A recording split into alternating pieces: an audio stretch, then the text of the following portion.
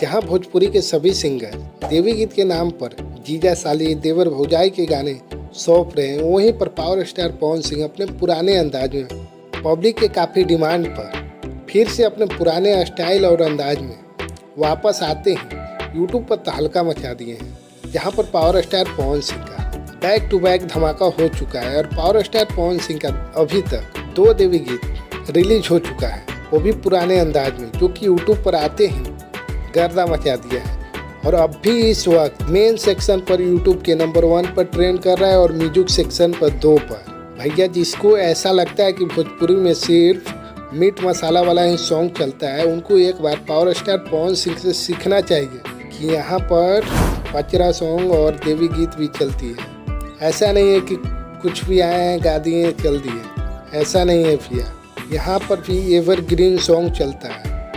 ऐसे नहीं, power star Pawan Singh को भोजपुरी के बादशाह कहा जाता है।